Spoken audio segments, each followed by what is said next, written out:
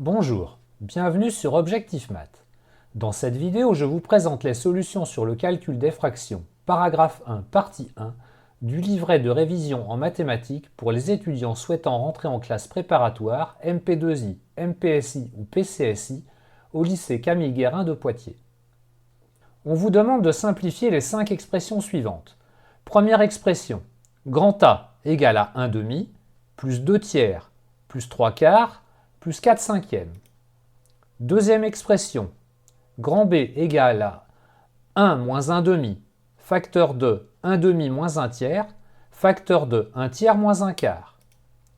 Troisième expression, grand C égale à 1 sur x plus 1 sur y plus 1 sur z.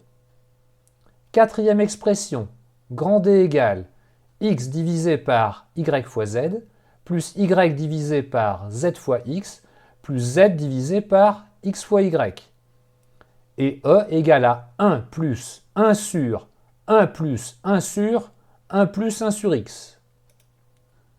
Pour être sûr que les expressions C, D et E soient bien définies, x, y et z désigneront chacune un réel strictement positif.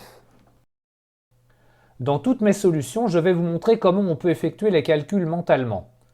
Tout ce que je vais faire figurer en bleu peut, avec un peu d'entraînement, ne pas être écrit du tout.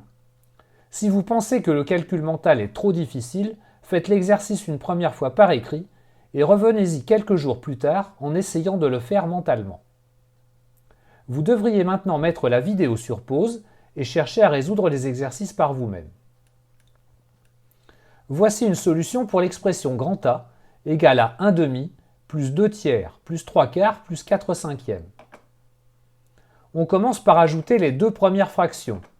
1 demi plus 2 tiers.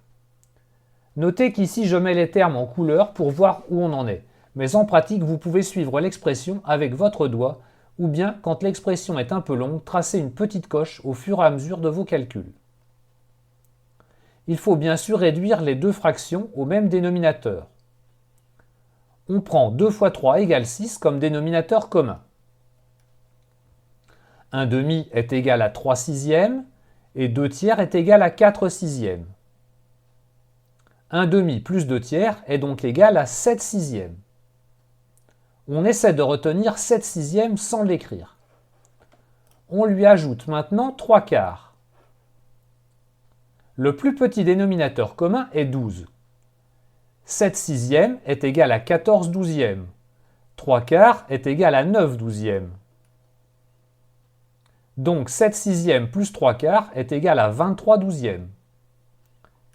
Il reste à ajouter à 23 douzièmes la fraction 4 cinquièmes. Le dénominateur commun, 12 fois 5, est égal à 60.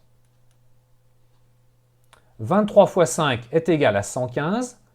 4 fois 12 est égal à 48. On obtient 23 douzièmes plus 4 cinquièmes égale à 163 sur 60. Et on encadre systématiquement la conclusion. Une remarque, au moment de calculer 7 sixièmes plus 3 quarts, vous avez peut-être été tenté de choisir 6 fois 4 égale 24 comme dénominateur commun. Mais il y a deux inconvénients. Le premier, les nombres à manipuler vont être plus grands et donc plus difficiles à retenir et les calculs plus difficiles à effectuer. Second inconvénient, la fraction obtenue devra à un moment ou à un autre être simplifiée. Et encore faudra-t-il s'en apercevoir. Dans le cas contraire, la suite des calculs va être vraiment pénible. Nous passons à une solution pour l'expression b égale à 1 moins 1 demi, facteur de 1 demi moins 1 tiers, facteur de 1 tiers moins 1 quart. La priorité des opérations nous invite à calculer d'abord les termes entre parenthèses. Le premier vaut 1 moins 1 demi, qui est égal à 1 demi. Et si l'on fait le calcul mentalement, on fait l'effort de retenir 1 demi. On passe au second facteur, 1 demi moins 1 tiers, que l'on réduit, toujours mentalement, au même dénominateur. 3 sixièmes moins 2 sixièmes est égal à 1 sixième. Avant de passer au troisième facteur, on effectue tout de suite le produit des deux premiers facteurs. Le premier facteur est 1 demi, Le deuxième vaut 1/6, donc le produit des deux premiers facteurs vaut 1/12. Ainsi, on n'a pas besoin de se souvenir de chaque facteur. On calcule maintenant le troisième facteur, 1/3 moins 1/4, que l'on réduit au même dénominateur. 1/3 moins 1/4 est égal à 4/12 moins 3/12, c'est-à-dire égal à 1/12. Et en effectuant le produit avec le dernier résultat intermédiaire, 1/12 fois 1/12 est égal à 1 sur 144. B est égal à 1 sur 144 et il n'y a plus qu'à encadrer le résultat final. Une petite remarque sur la priorité des opérations. Retenez l'acronyme PEMDAS. Les parenthèses sont prioritaires sur les exposants qui eux sont prioritaires sur les multiplications et les divisions, qui à leur tour sont prioritaires sur les additions et les soustractions.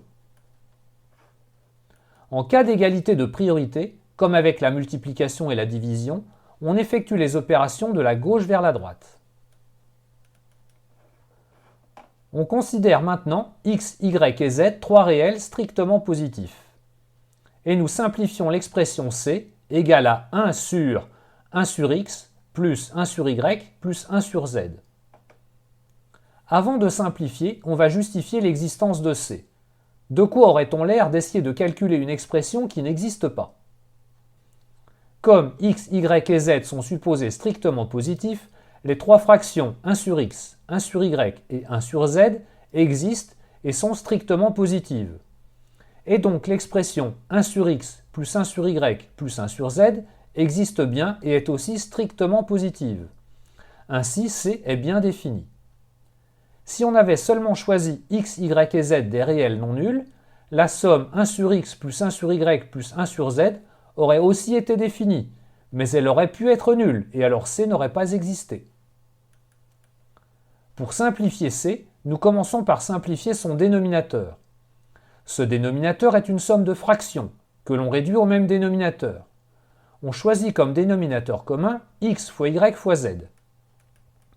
Et donc le dénominateur de c est égal à y fois z sur xyz plus z fois x sur xyz plus x fois y sur xyz.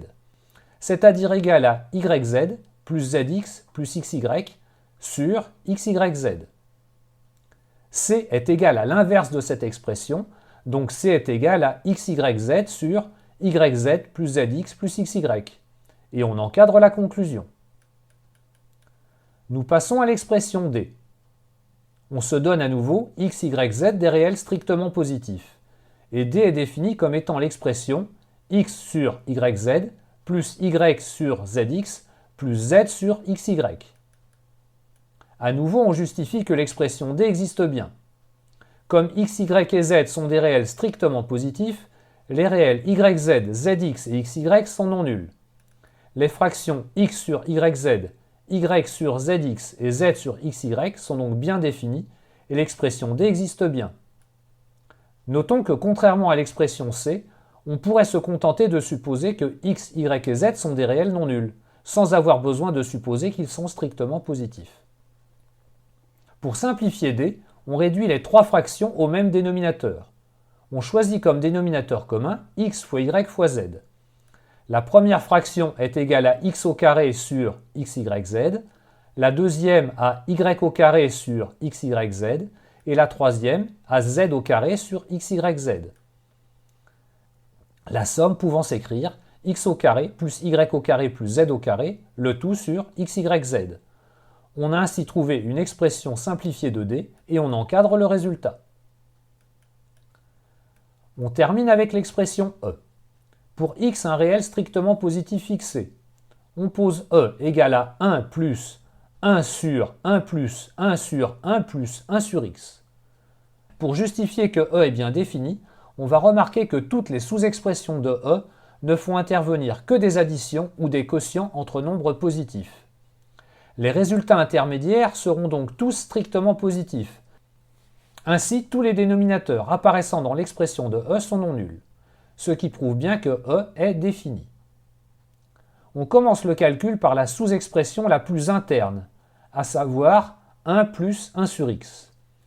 Elle se simplifie facilement en x plus 1 sur x. On doit ensuite calculer son inverse, qui est x sur x plus 1.